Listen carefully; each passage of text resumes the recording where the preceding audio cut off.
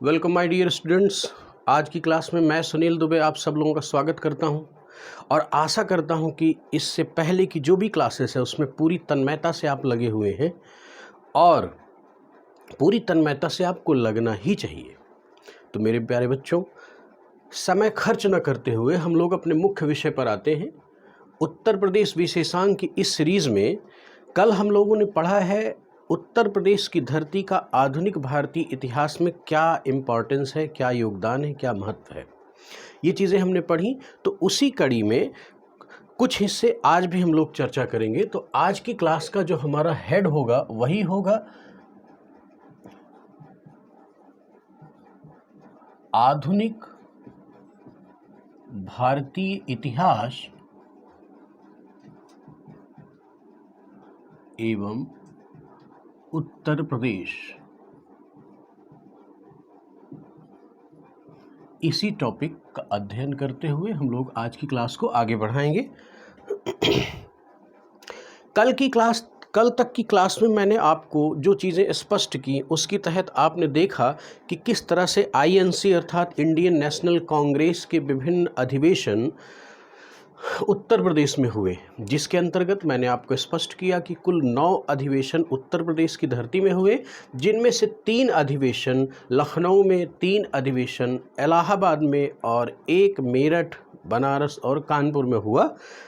इसी डिटेल के साथ हम लोग उत्तर प्रदेश की धरती का आधुनिक भारतीय इतिहास में क्या योगदान है, क्या महत्व है, क्या पार्टिसिपेशन है, कंट्रीब्यूशन है, इन्हीं चीज़ों को लेकर के क्लास को आगे बढ़ाते हैं।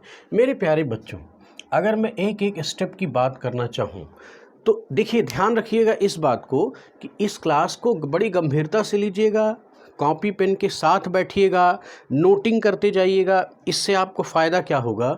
इससे फ़ायदा ये होगा कि आधुनिक भारतीय इतिहास के कुछ तथ्य आपको मिल जाएंगे हिस्ट्री के पॉइंट ऑफ व्यू से, एज अ हिस्ट्री क्वेश्चन, और यूपी स्पेशल के भी अंतर्गत आ जाएंगे। तो आज की क्लास में जो चीज़ें हमें देखनी है कि 1918 ईस्वी में, किस में? 1918 ईस्वी में उत्तर प्रदेश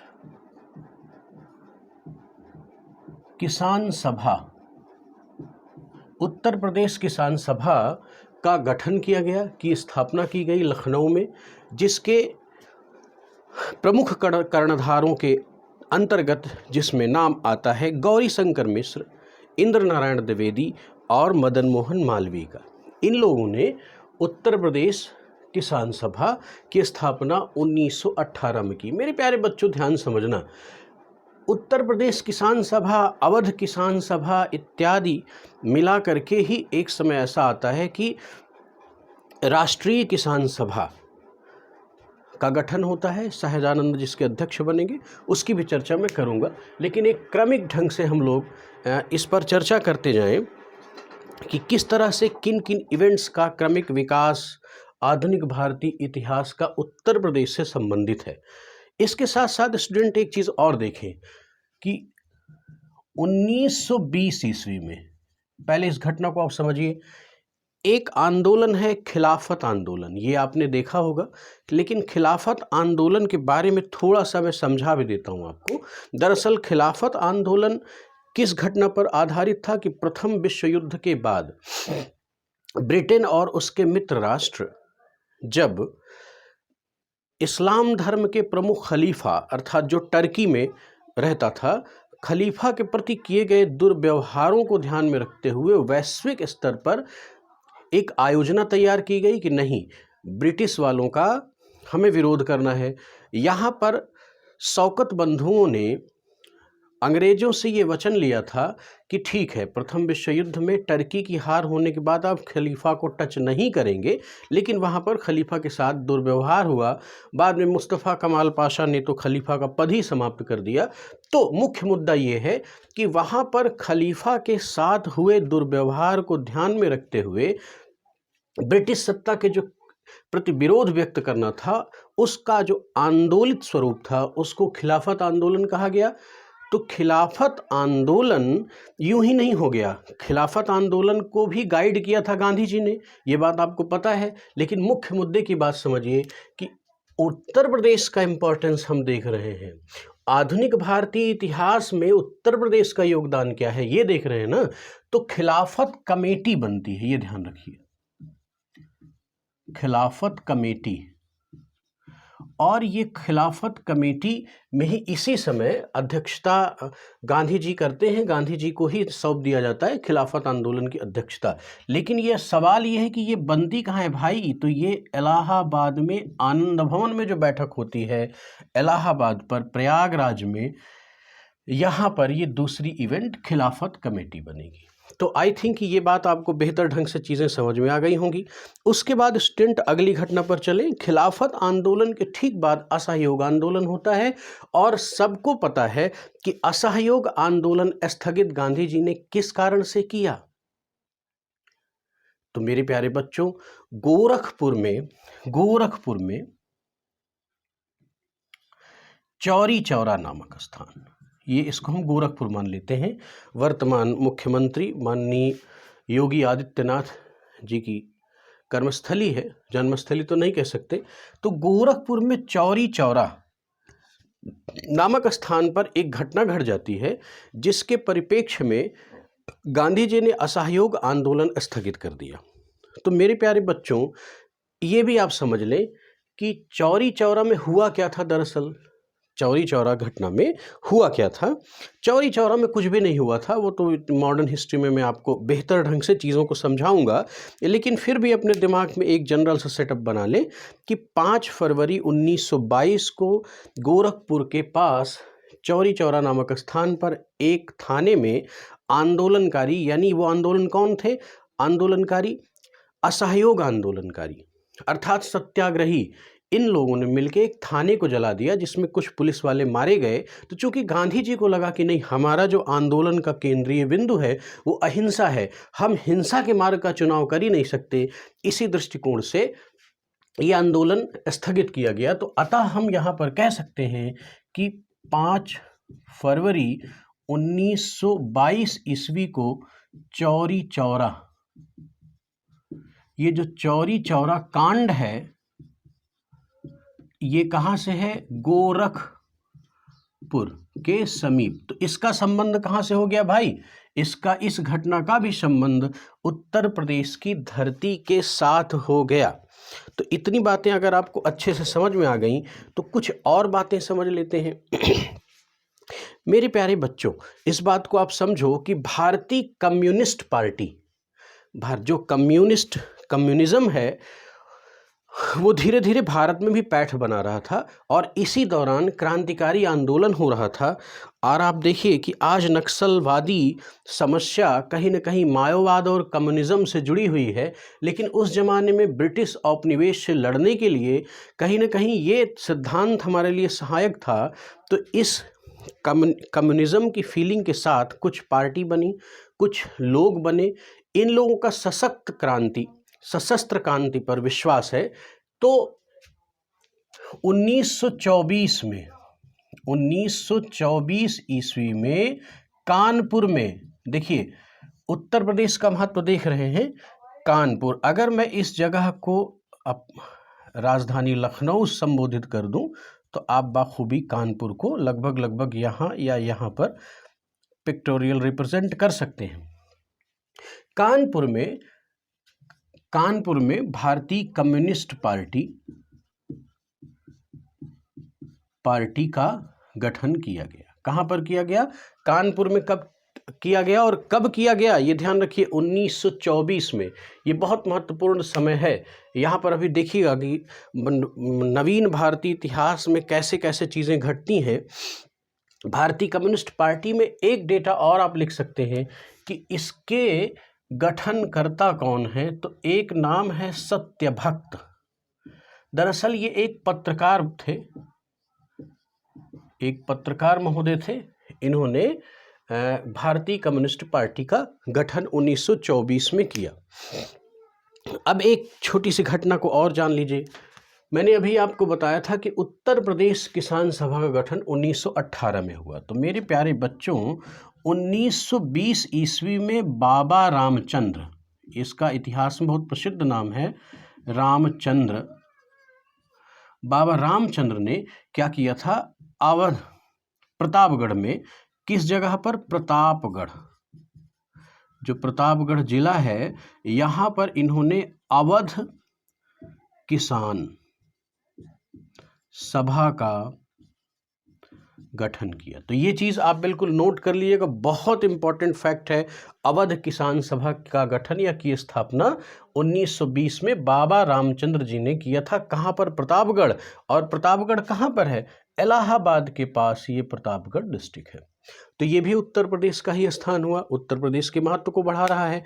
अब एक चीज़ समझिए, भारतीय इतिहास, आधुनिक भारतीय इतिहास की बड़ी महत्वपूर्ण घटना, बहुत महत्वपूर्ण घटना 1924 ईस्वी, 1924 ईस्वी में कानपुर में, कहाँ पर, कानपुर में, आजाद ने, किसने, चंद्रशेखर आजाद, चंद्रशेखर आजाद ने HRA, इसको हम लोग हिंदुस्तान रिपब्लिकन एसोसिएशन, मेरे प्यारे बच्चों कई जगहों पर आपको आर्मी शब्द भी मिलेगा, ए के स्थान पर, ए के लिए आर्मी भी यूज किया गया है, लेकिन आपको घबराना नहीं है। HRA का गठन चंद्रशेखर आज़ाद ने कानपुर में 1924 में किया। तो ये कानपुर का एक इम्पोर्टेंस और आपके सामने नजर आ गया। अब देखिए, HRA के सदस्यों ने ही एक घटना कर डाली। क्या कर डाली, जिसको बोलते हैं हम लोग काकोरी कांड। इन्होंने क्या किया, 1925 ईस्वी में क्या किया, काकोरी कांड कर दिया। ये काकोरी कांड क्या है, लखनऊ से कानपुर की ओर जब ट्रेन आती है तो बीच में एक छोटा सा स्थान कानपुर जनपद के ही तहत है, काकोरी, उस जगह पर सहारनपुर से आ रही ट्रेन को लूट लिया, जिसमें अंग्रेजों का बहुत सारा सोना भरा हुआ था। तो इसको काकोरी कांड के नाम से जानते हैं। तो ये काकोरी कांड भी HRA के सदस्यों ने अंजाम दिया। तो ये घटना भी कहाँ से संबंधित हुई, उत्तर प्रदेश से ही संबंधित हुई। एक विषय ये भी आपने जान लिया। अब मेरे प्यारे बच्चों इस बात को समझो, काकोरी कांड के बाद, काकोरी कांड के अभियुक्तों के रूप में चंद्रशेखर आज़ाद को तो नहीं पकड़ा जा सका, लेकिन राम प्रसाद बिस्मिल, अशफाक उल्ला खां, रोशन सिंह और राजेंद्र लाहिड़ी, इतने लोगों को अंग्रेजों ने पकड़ लिया और पकड़ करके इनको फांसी दिया। तो अब ये घटना उत्तर प्रदेश के परिप्रेक्ष्य में कैसे महत्वपूर्ण है, वो इस तरह से महत्वपूर्ण है क्योंकि उत्तर प्रदेश की विभिन्न जेलों में ही इन चारों महान क्रांतिकारियों को फांसी पर लटकाया गया। तो ये उत्तर प्रदेश स्पेशल का बहुत ही पेट सवाल है जो आपसे गाहे बेगाहे पूछता ही रहता है। तो ध्यान से समझ ले मेरी बात को। काकोरी कांड के अभियुक्त, तो काकोरी कांड के जो अभियुक्त रहे, इन अभियुक्तों को उत्तर प्रदेश की ही विभिन्न जेलों में फांसी दी गई। तो इसलिए ये प्रश्न बहुत इंपॉर्टेंट हो जाता है। तो मेरे प्यारे बच्चों इस बात को समझो कि जैसे इसमें राम प्रसाद बिस्मिल, इनकी वो प्रसिद्ध गजल है, सरफरोशी की तमन्ना अब हमारे दिल में है, देखना है जोर कितना बाजुए कातिल में है, वक्त आने दे बता देंगे तुझे ए आसमां, हम अभी से क्या बताएं क्या हमारे दिल में है। ये महान क्रांतिकारी इस भारत भूमि के लिए, इस भारत भूमि की आज़ादी के लिए अपने जीवन को कुर्बान कर दिया है। तो ये हमारा फ़र्ज बनता है कि इनको कम से कम, इनकी यादों को हम अपने हृदय में बड़े ही पवित्रता के साथ सजो के रखें। तो राम प्रसाद बिस्मिल जी को गोरखपुर में इनको फांसी दी गई। कहाँ दी गई? गोरखपुर में। तो गोरखपुर का एक इम्पोर्टेंस आपको फिर से नजर आया। उसके बाद एक दूसरे व्यक्ति हैं, अशफाक उल्ला खां। इस अशफाक उल्ला खां को फांसी कहाँ दी गई? भाई ध्यान से सुनो मेरे प्यारे बच्चों, अशफाक उल्लाह खां का आधुनिक भारतीय इतिहास में एक परिप्रेक्ष्य में और नाम आता है। वो क्या है कि पहला मुस्लिम जिसने भारत की आज़ादी के लिए फांसी के फंदे पर लटक गया, या ब्रिटिश यानी अंग्रेज़ों ने पहले मुसलमान जिसको कि देश की स्वतंत्रता यानी क्रांतिकारी आंदोलन के परिप्रेक्ष्य में फांसी दी, ये वाला प्रश्न भी बनता है। तो वो शील्ड भी किसको मिली है? अशफाक उल्लाह खां को ही मिली है। तो अशफाक उल्लाह खां को मेरे प्यारे बच्चों फैजाबाद यानी अयोध्या का जो एरिया है, फैजाबाद में इनको फांसी दी गई।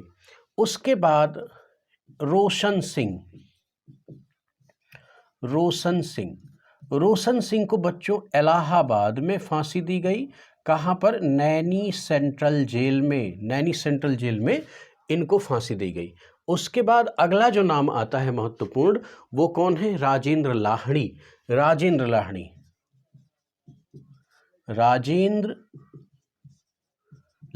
इन सारी चीज़ों को बच्चों नोट कर लीजिएगा, मैं बार बार बोल रहा हूँ, अपनी कॉपी में नोट कीजिए, बाकायदे वीडियो देखिए।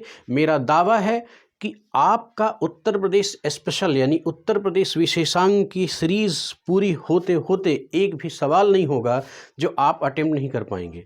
मैक्सिमम परफॉर्मेंस आपकी होगी, क्योंकि शुरुआत में तो लग सकता है कि नहीं अभी तो सर इतिहास ही पढ़ा रहे हैं, ये क्या पढ़ा रहे हैं, क्योंकि शुरुआत करते ही लोग बताते हैं कि उत्तर प्रदेश का अक्षांशीय विस्तार, इसका देशांतरीय विस्तार इतना है, इसका क्षेत्रफल इतना है, इसके उत्तर का जिला, दक्षिण का जिला, पूरब का जिला, पश्चिम का जिला, ये सब मैं भी बताऊंगा, लेकिन ये कब बताया जाएगा, इसका क्रम क्या है, सही तरीका क्या है, उसके साथ आपके सामने रिप्रेजेंट करूंगा। तो अभी मेरा जो टॉपिक है ऐतिहासिक महत्व, उत्तर प्रदेश का ऐतिहासिक महत्व, तो उसमें मैंने एंशिएंट का महत्व दिखाया आपको, फिर मिडुअल का महत्व मैंने दिखाया, और मैं पिछली और ये वाली क्लास दोनों मिला करके आधुनिक भारतीय इतिहास में उत्तर प्रदेश का योगदान क्या है ये दिखाने का प्रयास कर रहा हूँ।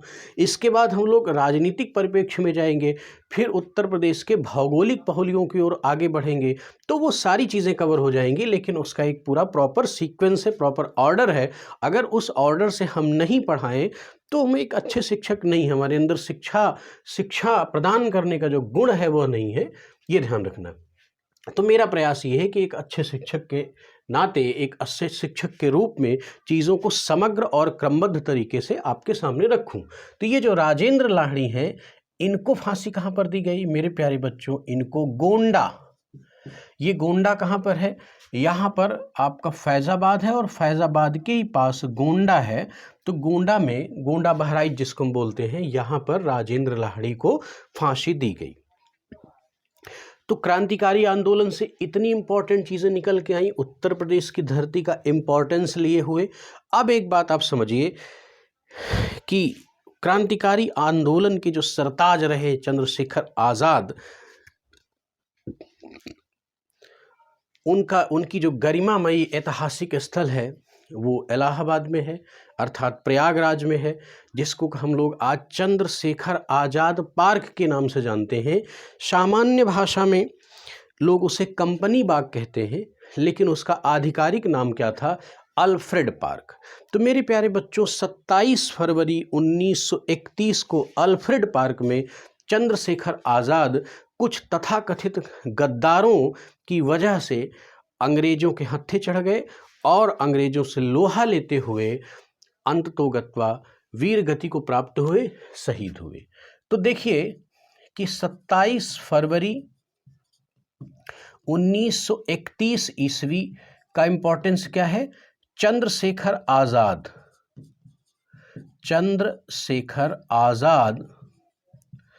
की शहादत हुई। कहाँ पर? ये नाम लिख लीजिएगा, अल्फ्रेड पार्क। जो नए बच्चे हैं उनके लिए शब्द बड़ा ज़रूरी है, अल्फ्रेड पार्क। इस अल्फ्रेड पार्क में चंद्रशेखर आज़ाद शहीद हुए थे। आज हम इसको चंद्रशेखर आज़ाद पार्क के नाम से भी जानते हैं, और इसको हम लोग जनरल भाषा में कंपनी बाग के नाम से जानते हैं, और जो सिविल सर्विस की तपिश में तपने वाले बच्चे हैं वो कंपनी बाग से बहुत परिचित हैं, क्योंकि मैंने देखा है कि कंपनी बाग में सिविल सर्वेंट का एक जत्था प्रॉपर मई जून की तपती दोपहरी में अपनी किताब के साथ वो लगे रहते हैं और अध्ययन करते हैं। एक न एक दिन सफलता उनका वर्ण करती है। सच तो यही है कि इस तपिश के से बिना तपे, इस तपिश में बिना तपे सिविल सर्विस आपके हाथ में आएगी भी नहीं, इतनी मेहनत आपको करनी पड़ेगी। तो ये अल्फ्रेड पार्क कहाँ पर है? इलाहाबाद में है, ये प्रयागराज जिसमें हम लोग बोलते हैं। इसका इम्पोर्टेंस ये है कि 27 फरवरी 1931 को यहीं पर चंद्रशेखर आज़ाद शहीद हुए थे। उसके बाद मेरे प्यारे बच्चों, एक दो फैक्ट इम्पोर्टेंट और आप समझ लो कि 1942 ईस्वी में जब भारत छोड़ो आंदोलन चल रहा था तो भारत छोड़ो आंदोलन के दौरान पूरा भारत जाग गया था और अंग्रेज भी इस बात को समझ गए थे कि क्विट इंडिया मूवमेंट इसीलिए चला है क्योंकि हमें भागना ही है, अब कोई रास्ता बचा नहीं। तो पूरे भारत में एक तरह से देखिए बड़ी मज़ेदार घटना, ये मैं भारत छोड़ो आंदोलन के दौरान आपको बताऊंगा कि कैसे कैसे चीज़ें घटी। कि अहिंसक आंदोलन के समर्थक गांधी जी, सत्याग्रह आंदोलन के समर्थक गांधी जी, भारत में फैली उस अराजकता के परिप्रेक्ष्य में कहते हैं, जब गांधी जी से कहा गया कि ये इतनी हिंसा, इतनी अराजकता क्यों है, इसको रोकिए, तो गांधी जी ने स्पष्ट शब्दों में जवाब दिया कि भीषण हिंसा के विरुद्ध छोटी हिंसा के रूप में यह जवाब है। तो गांधी जी ने भी मना नहीं किया और भयंकर चीज़ें घटी और अंततोगत्वा अंग्रेजों ने महसूस किया कि नहीं, भारत को छोड़ के जाना पड़ेगा। तो मैं बताना क्या चाहता हूँ, बताना ये चाहता हूँ कि 1942 का ईस्वी का जो भारत छोड़ो आंदोलन है, इस दौरान पूरे भारत में कई सारे स्थानों पर स्वतंत्र समानांतर सरकारों की स्थापना हुई। यद्यपि इस समय पूरे भारत में ब्रिटिश सत्ता ही है, लेकिन इसी दौरान कई जगहों पर कई लोगों ने स्वतंत्र सरकारों की स्थापना कर दी कि नहीं, हमारा ये एरिया स्वतंत्र हो गया, अब काम खत्म, अब हम यहाँ के प्रमुख हैं, यहाँ पर अंग्रेजों का शासन नहीं है। तो इसी दौरान उत्तर प्रदेश का महत्व क्या है? उत्तर प्रदेश का महत्व ये है कि बलिया में चित्तू पांडे नामक व्यक्ति ने क्या किया? स्वतंत्र समानांतर सरकार की स्थापना कर दी, सरकार की स्थापना की।